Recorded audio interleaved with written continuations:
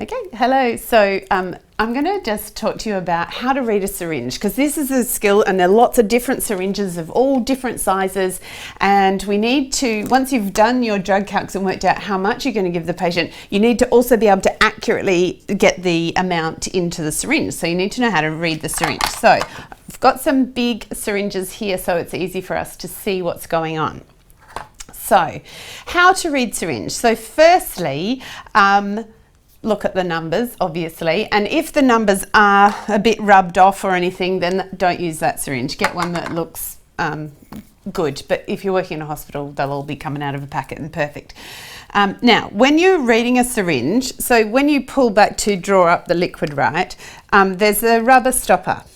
Now, so this is what this bit is here. So here is our rubber stopper. And remember that we want to read from the black line, or the line at the end that's close to the pointy end, right? Because this is where the liquid is. So we need to be reading the volume to this first black line, the one closest to the pointy end, not the other end of the rubber stopper, right? Because we don't want the volume of the stopper included. We just want the volume of the liquid.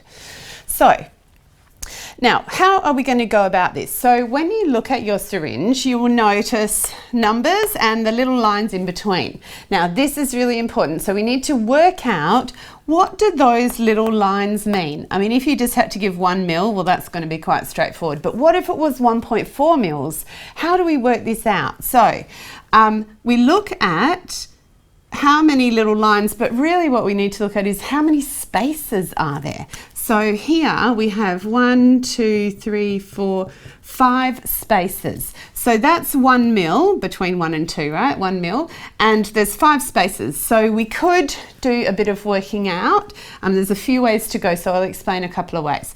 So there's 5 spaces and it's 1 mil. So if we need to divide the 1 mil, right, so that's the 1 mil, by 5 to work out what each of these little spaces means. Right, so we line up our dots. Does 5 go into 1? No, it doesn't. There's 1 left over. Does 5 go into 10? Yes, it does, and it goes 2, right? So this is our 0.2 mils. That's what each of those are, right? So now, I'm just going to write that on there. So I could go, that one is, oh, it's not 0, is it? That's 1 mil. So this is 1.2, this is 1.4, 1.6, and 1.8. And then the next 0.2 mils would take us up to 2. And if you just count it up, I don't expect you to really do this sort of calculation every single time, but you'll get the idea after a while. So when you go to count it up, does it count up properly? So I'm counting up by 0.2s. 1.2, 1.4, 1.6, 1.8, 2 mils. 2.4, 2.2, 2.4, 2.6, 2.8, 3 mils. So that's going to work. So then I know exactly. So if I had to draw up liquid into this syringe to be, let's say it was 3.2 mils, where's that going to go? So 1, 2, 3 mils and then 0.2. So I would be drawing liquid up to there, and that would be my 3.2 mils of liquid. So the black stopper, right? So the black end of the stopper, the line closest to the pointy end, will be lying along that line. Now, not all of the syringes have these 5 spaces, or some of them have 5 spaces, but the numbers are different. See this syringe, so this is a smaller syringe, kind of like this tiny little one, and some of them are smaller than that, especially for actual injection as opposed to oral dose. So here we have to look at, so here's my 1 mil, but now it's not 5 spaces. Look how many spaces.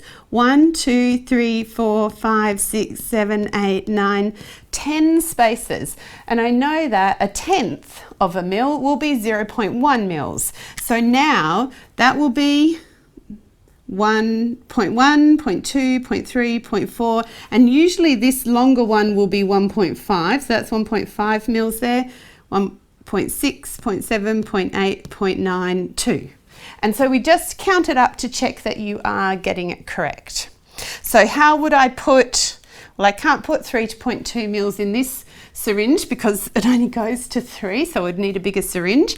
But, and that's another good point, is that if you are drawing up a dose, you want to get the smallest syringe that that dose will fit in, because if you're drawing up 1 mil in this syringe, that's, because that's 5 there, right? So it's only that tiny movement equals a big volume, whereas if I'm in a tiny syringe, I can do a tiny movement and it is the negligible change in drug volume. All right, so say I wanted to go, what is 2.5 mils? Oh, that's too easy, right? 2.7 mils. So 2.7 mils, so I go to 2, and then I know that's 2.5, 6, 7. So my 2.7 mils will be there. And that's where the edge of the rubber stopper will be. And that's how you read a syringe. And the same thing applies for like measuring cylinders. Just work out what's here and what's here and how much it goes. Because sometimes you'll have like 5 and 10 or 10 and 20. So how much the gaps are makes the difference. So just count your way up and you'll get it right.